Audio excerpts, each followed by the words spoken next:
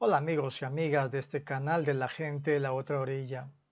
Continuando con el tema que veníamos comentando acerca de la misión de vida y particularmente del tema de la violencia, entraremos ahora a analizar cómo la violencia puede llegar a ser, digámoslo, positiva. No obstante, la violencia tiene un componente, digámoslo, positivo dentro del proceso de construcción. La violencia permite destruir viejas estructuras, viejas formas y dentro de ese espacio que se crea, pues generar nuevas formas. Por ejemplo, recuerdo que en el terremoto que hubo en la zona cafetera hace muchos años, se vivenciaron situaciones muy complejas en pérdidas humanas y en pérdidas físicas, pero allí donde había una estructura envejecida, por ejemplo, de casas, de construcciones, en la actualidad podemos ver unas casas renovadas y una economía que anteriormente estaba basada en la agricultura, en la actualidad comparte también crecimiento con la hostelería, con el turismo y con la base de los servicios como una forma de crecimiento y desarrollo regional. ¿Ello justifica entonces la violencia? La respuesta inmediatamente es no. La violencia no se justifica, pero evidentemente es una forma de aprendizaje dentro de una existencia dual como la que estamos viviendo. Estamos entre el bien, el mal, entre lo justo, lo injusto, entre construir, destruir, y en medio de esos dos extremos es que el ser humano vive. Por ende, la violencia tiene una importancia tanto como la destrucción, dentro de un esquema primario de evolución. Por ello es que la violencia, así como el sufrimiento y su expresión externa, que es el dolor, tienen un valor dentro de este esquema de vida, dentro de esta misión de vida. Pero, ¿cómo detener entonces la violencia?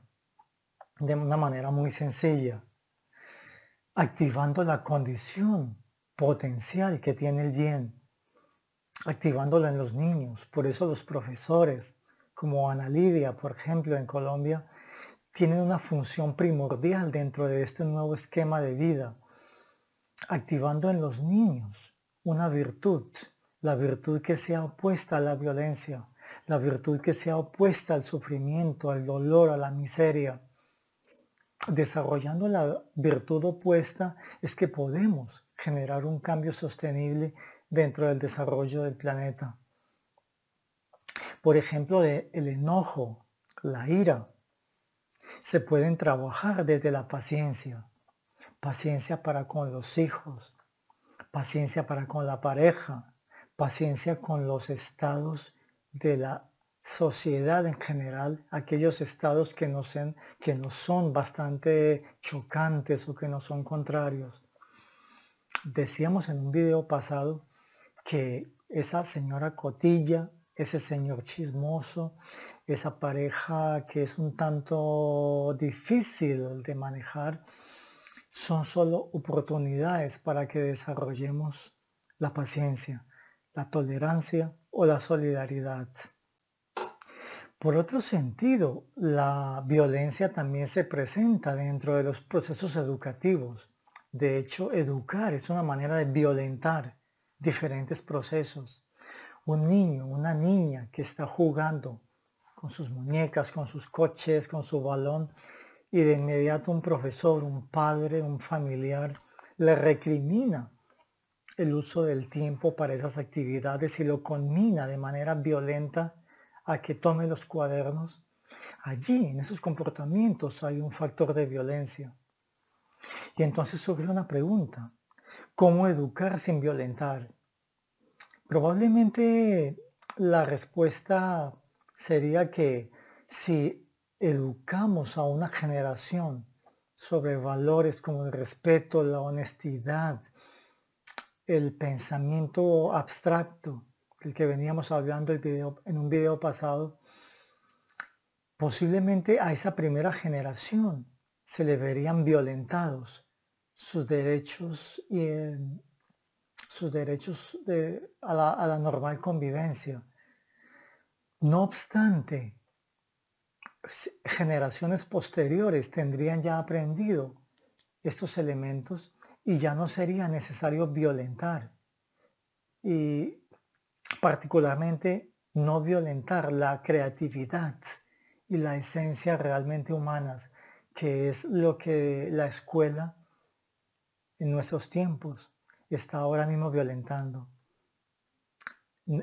Educamos a los niños para una cultura del no.